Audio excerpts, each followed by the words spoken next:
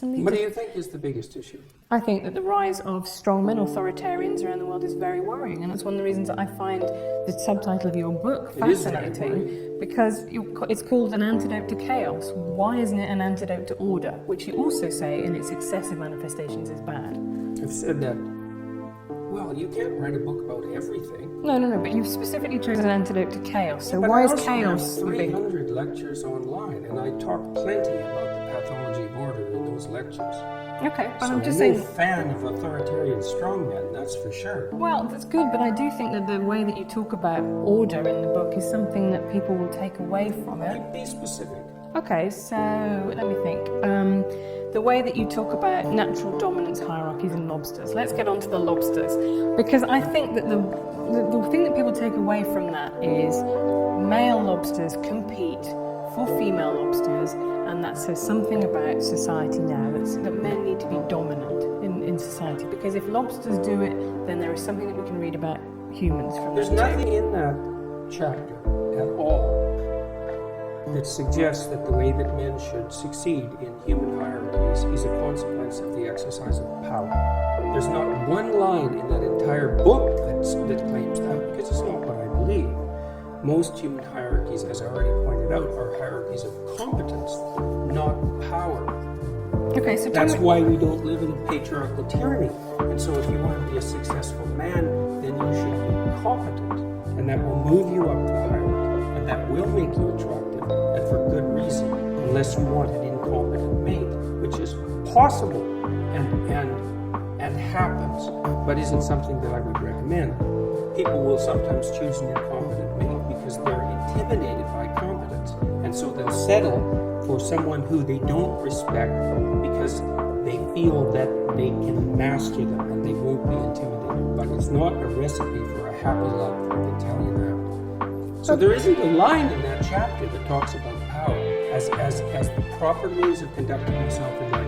There's not a line in the book, and there's nothing in anything I've ever said that suggests that. Okay, but it's really important because people have read this chapter and they make exactly the argument that you made, and it's a misapprehension.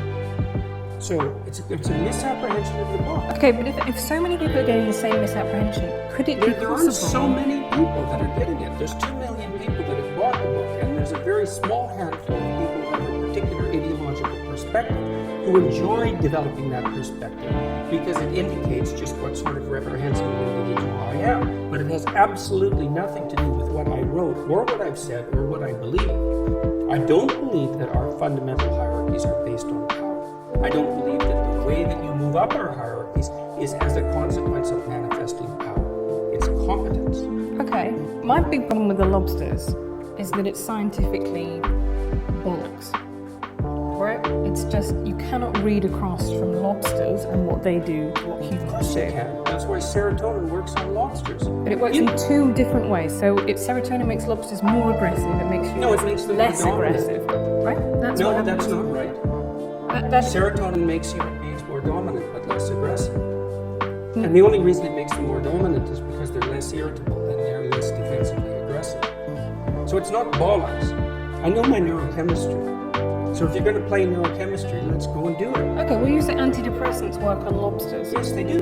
They make a lobster that's been defeated in a fight more likely to fight again. That's not the same mechanism that happens in humans. Yes, lobsters don't get mechanism. Depressed as the way that humans are. I think you're anthropomorphizing into a ridiculous degree. These are creatures that urinate out of their faces. I think that the fundamental issue among knowledgeable animal behaviorists is that anthropomorphization of animals is generally the appropriate tactic unless you have reason to doubt it, which is because there's continuity between us and animals rather than discontinuity. And the idea that the anthropomorphization of animals is inappropriate is something derived from 1950s behaviorism. The highly trained affective neuroscientists and people who study motivation and emotion as well as neurochemistry know perfectly well that there is biological and behavioral continuity across the animal kingdom and way down into the kingdom as well, which is exactly why I chose lobsters, to indicate that there is so much continuity in the systems that allow us to estimate a status position that we share it with creatures that are 1/3 of a billion years old. And the reason that I made that argument was to paid, at least in part, to the absurd Marxist proposition that hierarchical structures are a secondary consequence of Western civilization and free market economies, which is as preposterous a perspective as you could possibly develop about anything. Hierarchies are a third of a billion years old. You can't blame them on the West, on men, or capitalism. And we're wired for hierarchical perception in ways that you can hardly possibly imagine. Even our ability to rank order a set of objects seems to be tightly linked to our ability to assess the relative status of people in our social milieux. So, and the biochemistry is very, very similar. And the reason we know that is because most of the drugs that are used on people are first tested on animals. Now, it's not often animals as primitive as lobsters, but it is plenty. So a lot of what we know about neurological structure, for example, is a consequence of studying the flat-root world, which is a much more primitive organism than the lobster. Continuity is the rule. Okay, so what can we learn from killer whales that live in matriarchal pods, often led by a grandmother, someone who's been through menopause? Why isn't that an example that you get to talk about in the book? It's because lobsters say the thing that ideologically you want to talk about, which is your belief that there is a kind of Marxist ideology. How do lobsters say that? The point that I was making with lobsters, I just said what it was. The hierarchies have been around for a very But who long time. genuinely, really today is arguing, apart from maybe 3 mad Marxist academics, that there is no such thing as hierarchy? Hierarchies. They're not arguing that there's no such thing as hierarchy. Or there should be no such thing as hierarchies. Oh, there are plenty of them who are arguing that. Really? Because I see that almost never in the wild as an argument. I see people saying that hierarchy should be based on merit and What they do should you be think? more What do you equal. think the demand for equality of outcome is if it's not an attempt to flatten hierarchies or to eliminate them? What else could it possibly be? And you don't think that neo-Marxists and the postmodernists think that hierarchy is a social construction? Like, you're not talking about the same people that I know. Right. That's for sure. Everything's a social construction for the social constructionists, including hierarchies. But I just don't think that is a very widely held view in the world. It might be among It's liberal arts universities. 20% of social scientists identify as Marxist. And Where's that statistic from? look it up in Haidt's work. Okay. I'm interested. I know. I've checked it out quite carefully. Yeah, but I'm It's a perfectly valid statistic. I don't have the reference at hand. Yeah. So it's 1 in 5. Okay, and the number of conservatives, or even liberals for that matter, in the social sciences and humanities is not only vanishingly small, but getting smaller. And you think the social constructionists believe that hierarchy is built into biology? They're not very good social constructionists if that's what they believe. And the postmodernists and the neo-Marxists are radical social constructionists because they wouldn't believe that human beings are infinitely malleable and that we can be recreated in whatever image the ideologues might want to recreate us in if they didn't think that. And it's much more prevalent than you're admitting. I mean, there isn't a competing position on campuses except among the evolutionary biologists and the evolutionary psychologists, let's say. And they're under complete attack. They're certainly next on the chopping block as far as I can tell. I've been warning them for the last 2 years. Social constructionists don't like evolutionary psychologists and they don't like biology. And I really don't understand why, except that it interferes with this idea that human beings are infinitely malleable and stops them from being able to blame hierarchy on the West. Look, if you're really concerned about the poor, as a social democrat, let's say, the first thing you should do is abandon your presupposition that the dispossession produced by hierarchies is a consequence of the patriarchal structure of the West. It's a way deeper problem than that. So there have been people who've been dispossessed forever, way before capitalism. Okay, I think I would agree with that. So if it is a way deeper problem than that, how do you tackle it? I don't know. Well, that's a bit, I mean, for someone as intelligent as you that just throw their hands up and go, maybe some There's people are lots just of things I don't know how to tackle. I don't know how to tackle the fact that people range extremely widely in their cognitive ability either. These are big problems.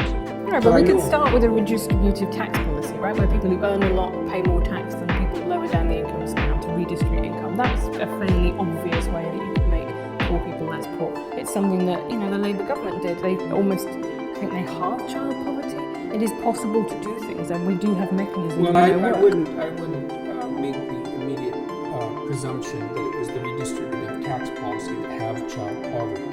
You know, that absolute poverty in the world is halved between the year 2000 and 2012, and you can't attribute that to redistributive policies. No, I can't. I'm only talking about Britain. I'm talking about that particular government, which had, you know, then there are fiscal analyses that have been done. But I think let's move on from lobsters. I mean, you know, That chapter is about people becoming responsible and competent, not about them becoming like dominant and powerful. Okay, it's no, not that at all. but my problem with it is I think you got criticised by a lot of marine biologists, right, and by a lot of geneticists. I think right? one. Okay, well I can name you. P.Z. Myers is one who's criticised you. Adam Rutherford, who's the former editor of Nature, has criticised that chapter. There are, you know, that is not. But what I think is fascinating is that biologists dispute the fact that most organisms organize themselves into hierarchies, and that the fundamental biological mechanism for the regulation of hierarchy is the serotonin system.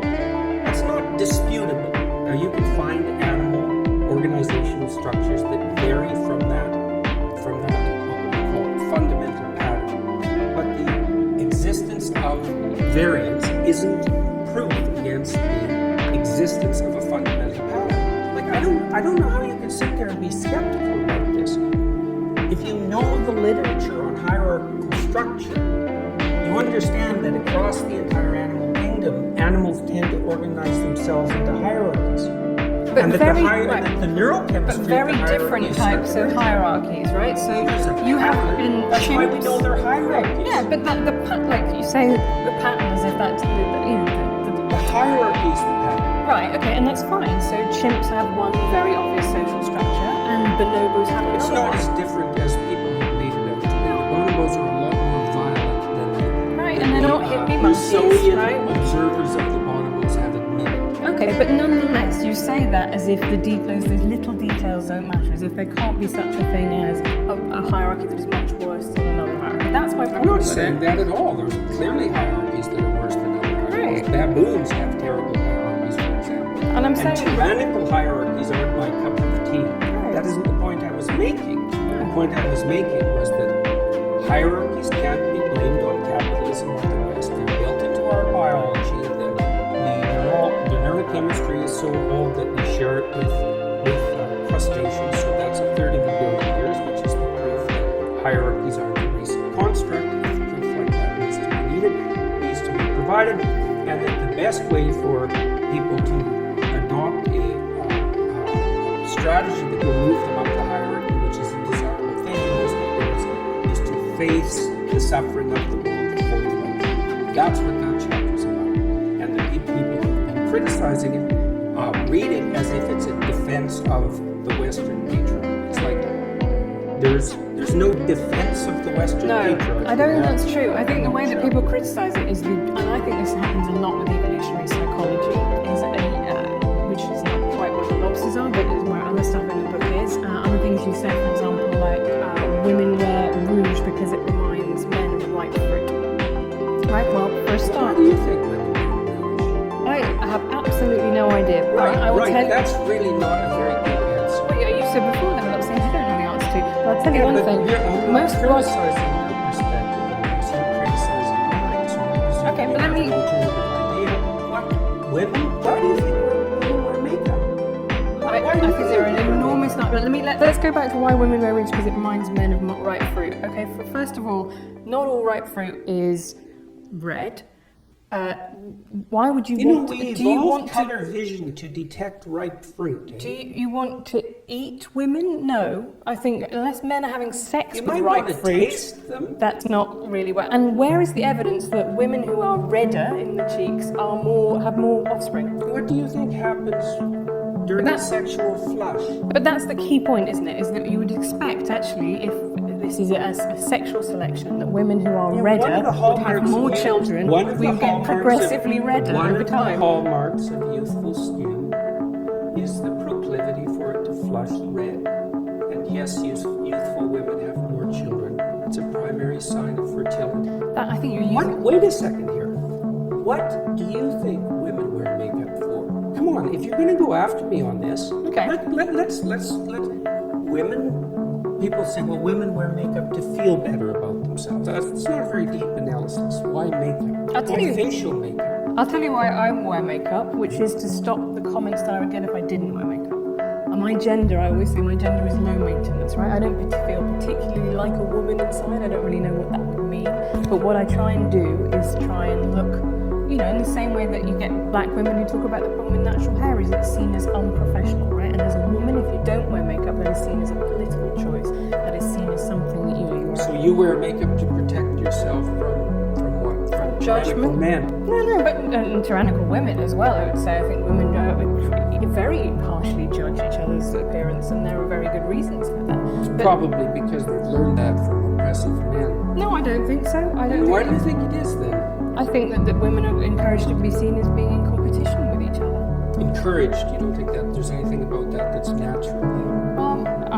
I would be reluctant to get into that because I think you can talk about intersexual competition, and that's a very big deal among the social sciences and evolutionary science. It's not my particular competence. But yeah, I wouldn't. My conception of patriarchy is not that men are beastly to women. It is that there is a structure in which women participate too that overall promotes and benefits men in order to control female reproduction. And I think those are two very different